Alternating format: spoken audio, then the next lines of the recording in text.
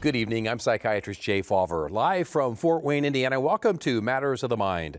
Now entering its 28th year, Matters of the Mind is a live call-in program where you have the chance to choose the topic for discussion. So if you have any questions concerning mental health issues, you may call me in the Fort Wayne area by dialing 969-2720, or if you're calling a place coast to coast, you may dial toll-free at 866-969-2720. Now, on a fairly regular basis, we are broadcasting live every Monday night from our spectacular PBS Fort Wayne studios, which lie in the shadows of the Purdue Fort Wayne campus. And if you'd like to contact me with an email question that I can answer on the air, you may write me via the internet at mattersofthemind, all one word, at WFWA.org. That's Matters of the Mind at WFWA.org. And I'll start tonight's program with an email I recently received. It reads, "Dear Dr. Fawver, I have high-functioning autism and anxiety. Sometimes my anxiety gets so severe it turns violent. My family thinks it could be traces of bipolar disorder or post-traumatic stress disorder from a traumatic event I experienced as a teenager. Is there any testing for bipolar disorder? And if so, where can I go to get tested?" The testing for bipolar disorder would basically be to have a thorough diagnostic interview, and that would often include questionnaires. So how do we test for bipolar disorder? We look at somebody's historical past. We look at the symptoms they've been experiencing. With bipolar disorder, we're looking specifically for manic highs and possibly depressive lows, but characteristically, the manic highs will be manifested by decreased need for sleep, impulsivity, racing thoughts, intrusive behaviors and social interactions, impulsivity where you do things and say things you ordinarily wouldn't do or say, and these will be unnaturally evident for anywhere between 3 up to 7 or more days. So you'll have these spells just out of the blue where you'll have these highs and lows. So we'll look for symptoms, and we'll look at the symptoms being episodic on occasion. Now with high-functioning autism, you bet you can get irritable with changes in your environment. So if there's a change in your environment and you have a change in people with whom you're interacting, for instance, you can get stressed out, and we call that diminished stress resiliency, and with that you can have trouble with getting irritable and very angry very quickly. That can happen with bipolar disorder, but it occurs during the fluctuations of the mood.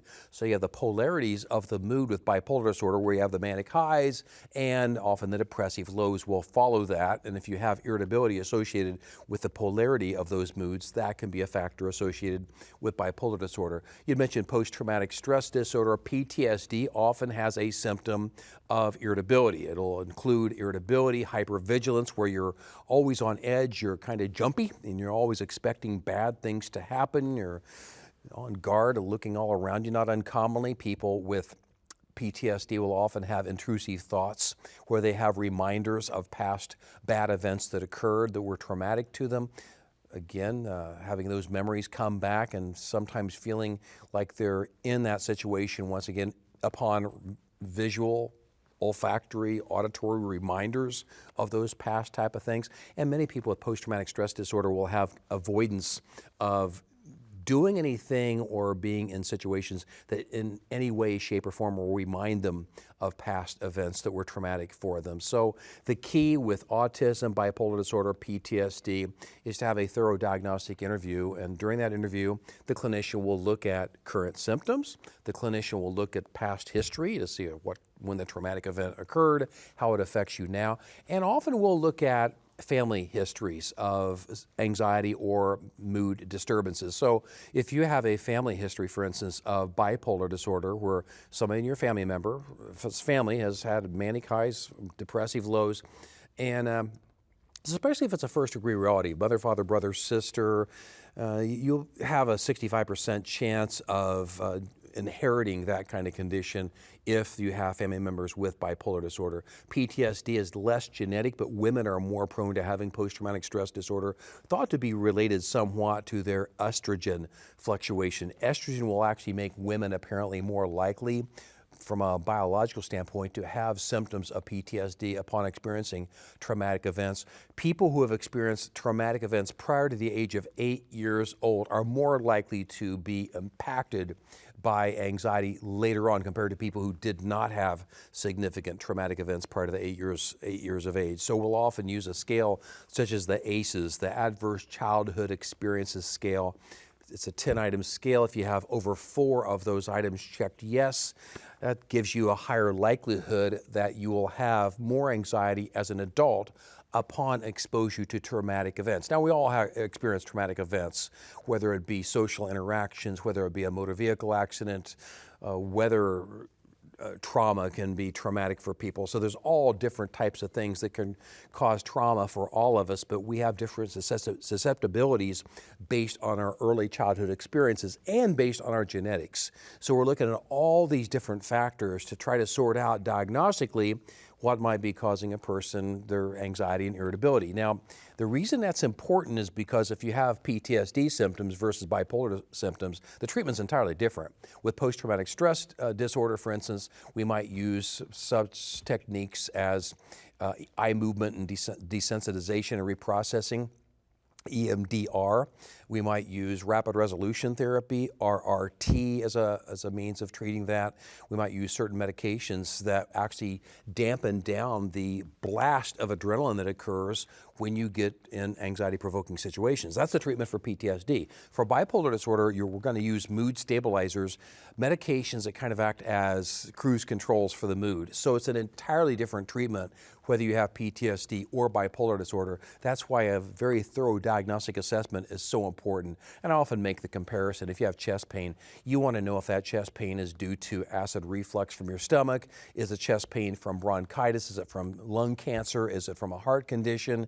What's causing the chest pain? And then you treat the chest pain accordingly based on the underlying etiology. And we do the same thing with treating the networking of the brain. The networking of the brain is disturbed with PTSD and bipolar disorder in entirely different ways. Thanks for your email. Let's go to our first caller. Hello, Carmen. Welcome to Matters of Mind. Carmen, you heard me mention autism there, and you want to know, is there a connection between color and autism? Historically, we've thought that people with autism prefer the primary colors, and my granddaughter always reminds me the 3 primary colors are red, blue, and yellow.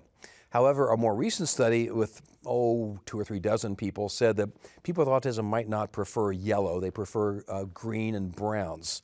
So I think the jury's still out on that and which colors people with autism will prefer. But I think with autism, it's more associated with facial appearances. So some people with autism will say red bothers them because they think of red as being an angry type of color. When people get angry, their face can turn red, so they might not prefer that. So I think it's all deterministic on which type of color is associated with what type of emotions for somebody with autism. But with autism, it's a condition where people will have excessive sensory input and they have difficulty processing information and interpreting what's happening around them sometimes. And they will have sometimes an overstimulation, and sometimes colors in certain ways can do that.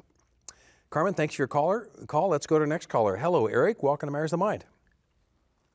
Eric, you want to know about avoidant attachment disorder and how is it treated? Avoidant attachment disorder, Eric, is also known as avoidant personality disorder. And as you can infer by the name, avoidant attachment disorder, people with avoidant attachment disorder will have difficulty attaching or having any kind of relationship with another person, and they'll avoid relationships. Here's the issue, Eric. A lot of people with avoidant attachment disorder or avoidant personality disorder won't see the problem with themselves. They just say, well, you can't trust other people, and they will prefer to stay away from other people. It's not a psychotic disturbance, so they don't have a paranoia necessarily. They just have a sense that they don't really care to have any other relationships. Now, the issue will often evolve where they also have depression with that. And with depression, with avoidant attachment disorder, people will have low self-esteem and they'll feel badly about themselves, and because of that, they don't want to be around other people. So sometimes we have to sort out what the patient really wants to treat, because quite frankly, they won't come to me saying, I have avoidant attachment disorder and I have difficulty with attachment to other people, if that's truly what they have.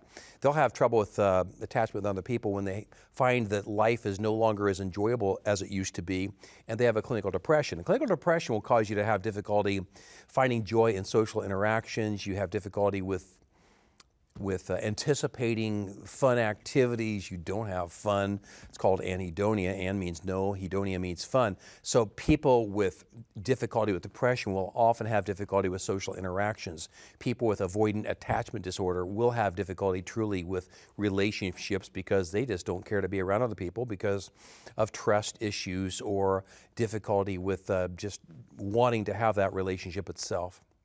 Eric, thanks for your call. Let's go to our next caller. Hello, Brooke. Welcome to Matters of Mind. Brooke, you want to know about obsessive compulsive disorder and ADHD. How do they mirror each other?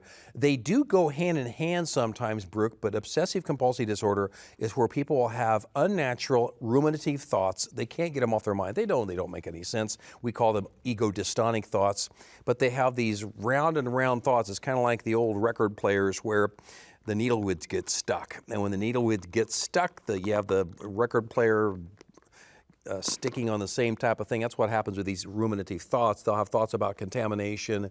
They'll have thoughts about doubt. They'll have thoughts about something going wrong, and it'll be exaggerated and ruminative. And basically with OCD, the inside of the brain here, that's the front part of the brain over here. Inside of the brain just has this network that goes round and round and round. It's like a needle getting stuck. Many times those obsessions will become compulsions. Compulsions are behaviors.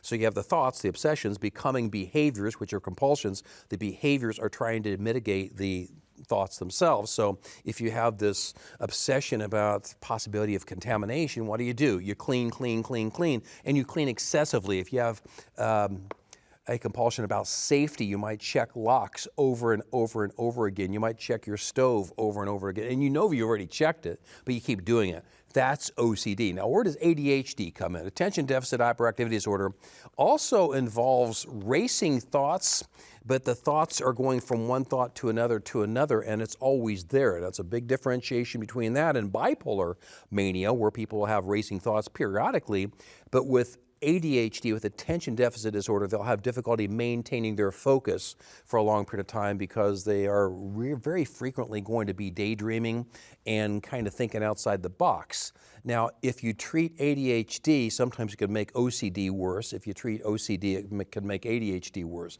The treatments are entirely different. ADHD, the treatment will be typically more dopaminergic and noradrenergic. So you're increasing dopamine and norepinephrine to try to get the front part of the brain up here fired up to be able to focus more. However, if you increase dopamine and norepinephrine, it can sometimes make the obsessions worse. And sometimes people will notice the worsening of OCD if you only treat the ADHD. Now, on the other hand, if you treat OCD with a serotonergic medication, a medication that increases serotonin, increasing serotonin excessively can make ADHD worse because it'll actually decrease indirectly dopamine transmission. So it's important that we kind of balance that out. I'll often ask a patient if they truly have symptoms of OCD and ADHD. I'll ask the patient, what's worse? What would you like to prefer to treat first? And we'll carefully treat one condition first while very closely observing the other condition. And we might initiate treatment for the other condition concomitantly if it's still problematic for them. But OCD and ADHD, not uncommonly, will go hand in hand for some people, but the treatments are entirely different. And the networking in the brain is entirely different as well. Thanks for your call. Let's go to our next email question. Our next email question reads, Dear Dr. Fawver, how do you build empathy and understanding when a parent believes the child has control over all ADHD-related behaviors? It sounds like this question came from a therapist, maybe a teacher, and you wonder, okay, you have these parents who just don't understand ADHD. And I would compare ADHD, what analogy do I want to use for that tonight? How about heart disease? If you have a heart condition, and you might notice all your friends and family members are able to go out and walk extended periods of time. They might even be signing up for 5K runs, and they're saying, why don't you join us? And you say, well, gee, I get tired pretty easily, and my ankles swell up, and I run out of breath very quickly. I can't walk more than about 400 yards.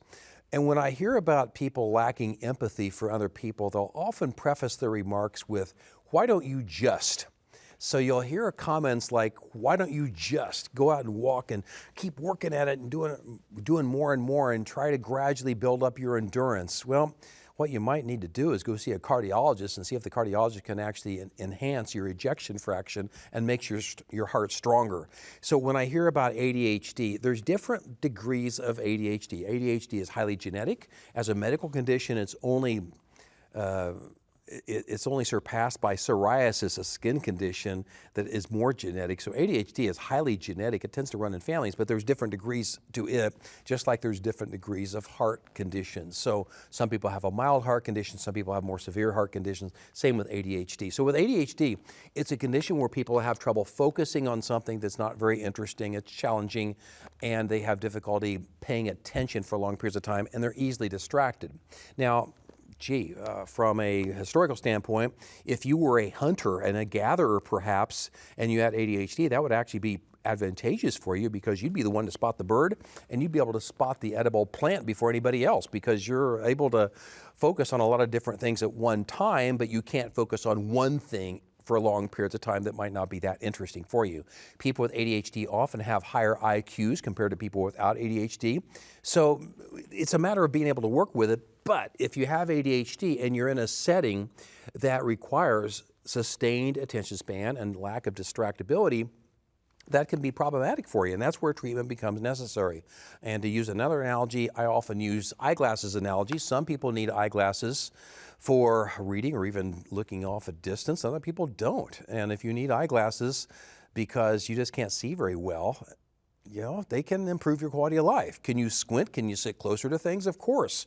But your quality of life does improve if you can wear eyeglasses. Now, looking back decades ago, I remember when eyeglasses were a social stigma. It was considered to be a weakness if you wore eyeglasses, back in the 1960s, even early 1970s, back when I was a kid. So if you wore eyeglasses back then, there was a social stigma to that. People called you derogatory names. Well, fortunately, we've gotten over all that now, and now you can see kids wearing eyeglasses. They don't have too much trouble with it. Yeah, they might be uncomfortable, but if they're really improving your quality of life, if you can clearly see better with eyeglasses, you want to wear them. Well, that's the same way with ADHD. If the ADHD is significant enough where it's impacting your ability to focus and concentrate on the things you need to do, either in school or work, or later on even in your marriage, because wives will get very frustrated with their husbands. Husbands can get frustrated with their wives if this spouse has ADHD because they are perceived as being inattentive and they often will lack tact. People with ADHD will often say what they think before thinking it through, and they will be so unfocused. They'll be thinking 3 steps ahead of a conversation. They'll finish sentences.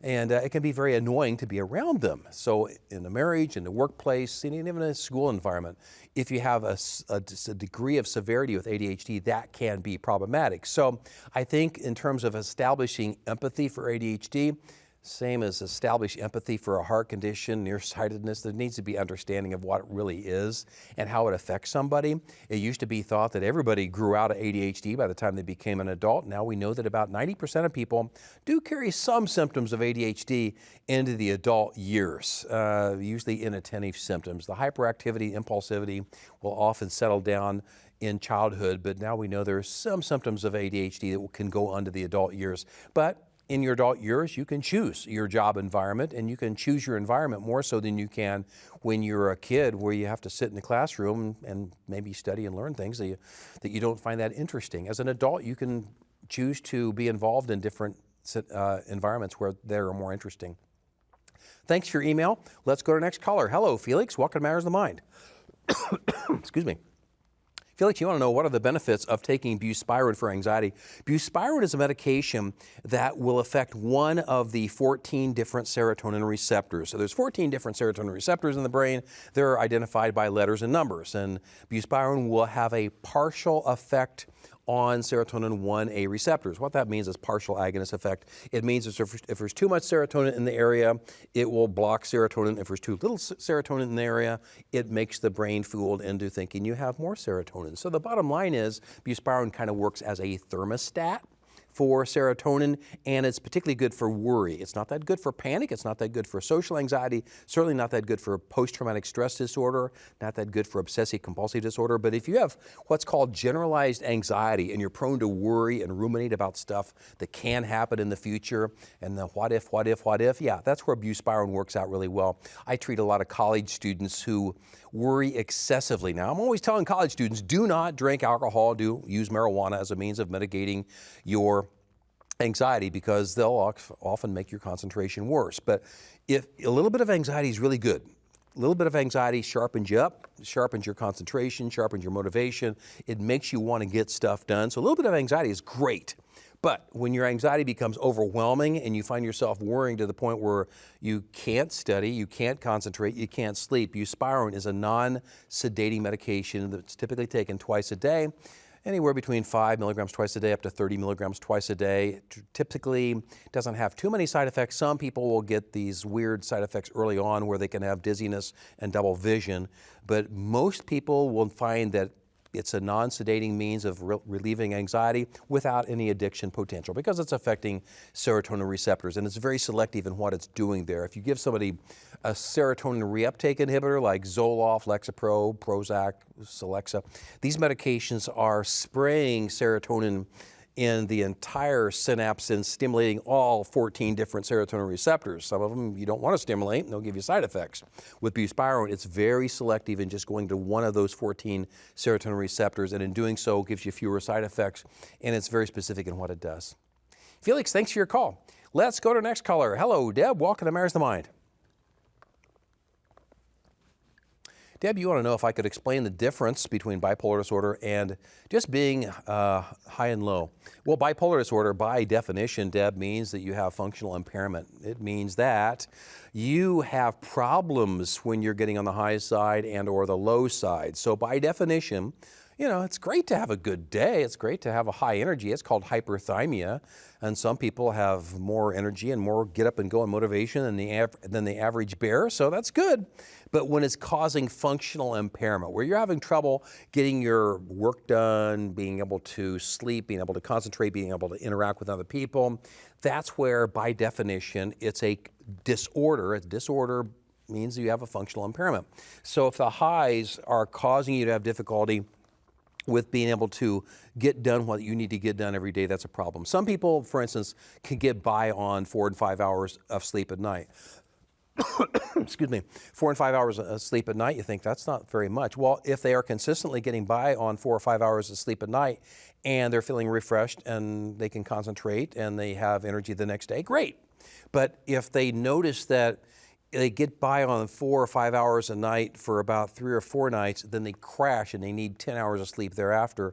They're having these highs and lows. And when you're having highs and lows and they're getting you into trouble, during the highs, for instance, people will often get into trouble with doing things and saying things they ordinarily shouldn't do or say. They regret it afterwards. They think, oh, I'm so embarrassed. Why did I do that? For whatever reason, a lot of people go off to Las Vegas when they're on the high side. They spend money. They get involved in relationships that they later regret. Those are manic highs that are abnormal. A natural high and low, it's called a vicissitude of your mood. A vicissitude is where you just have these normal fluctuations. You might have a good day because things are going pretty well for you. It might be sunnier that day. There might be influences why you feel better on some days. Many people will feel better, for instance, when they exercise on certain days, and they're just feeling pretty good. Then other days they can kind of feel disappointed. Their favorite basketball team loses a game. They are having some difficulty with the boss. They're having trouble with their relationship with their kids, and they're kind of disappointed, but they're not incapacitated by that. So we should have normal vicissitudes of mood where we have natural highs and lows based on our circumstances in life. But when you have this unnatural polarity of your mood where you're going sky high or really low, that's called bipolar disorder, and that's what needs to be treated with the mood stabilizers in which I referred earlier. Deb, thanks for your call. Let's go to our next email question. Our next email question reads, Dear Dr. Fawver, my doctor has prescribed medication for depression and anxiety. Even with the medication, I worry that I'm getting worse. What should I do? Well, I'd be very concerned about that as your doctor, because if you're feeling worse on a medication, you're going in the wrong direction. The medication should help you feel better. That's the number one priority. The number two priority is for the medication to be tolerable. Now, granted, it needs to be tolerable enough for you to take it, but quite frankly, a lot of people who I see who say they feel better with their medication, dramatically better, they're able to put up with a few side effects here and there. So the number one priority is to get you feeling well and help you feel normal. If you're feeling worse and you're on a medication for anxiety and depression, I'd wonder if the diagnosis is appropriate. For instance, some people will have bipolar disorder. We've mentioned that several times tonight. If you have unnatural highs and lows and you take an antidepressant by itself, it's like pushing on an accelerator without having any brakes. You just will get worse. You'll feel more anxious. You'll go into the high, and the high might not be very pleasant. You might notice you get more irritable. You have more trouble with sleep. You have racing thoughts, impulsivity. Not a good experience. So if you're feeling worse with any medication, contact your clinician. Try to go back and sort out, okay, what's really going on here? Why are you feeling worse? You know, some people just don't do well with certain classes of medication because it's not a good genetic fit for you. If you have any family members who have had similar symptoms, let your doctor know that not only have they had similar symptoms, but what kind of medications they've taken, good or bad, over the course of time. Deb, thanks for your call. Let's go to our last email question. Our last email question reads, Dear Dr. Fawver, is there a relationship between having low energy and instances of depression? Sometimes I'm feeling especially tired when I also feel depressed. Yeah, depression and low energy can go hand in hand. If you have depression and low energy, I want to make sure you don't have low thyroid. I want to make sure you don't have sleep apnea. I want to make sure you don't have diabetes or low iron. So I want to make sure you don't have these medical conditions. But if you're tired, that can be a symptom of depression itself. Thanks for your email. Unfortunately, I'm out of time for this evening. If you have any questions concerning mental health issues that I can answer on the air, you may write me via the internet at Matters of the Mind, all one word, at WFWA.org. I'm Psychiatrist Jay Fawver, and you've been watching Matters of the Mind on PBS Fort Wayne, now available on YouTube. God willing and PBS willing, I'll be available next week. Have a good evening. Good night.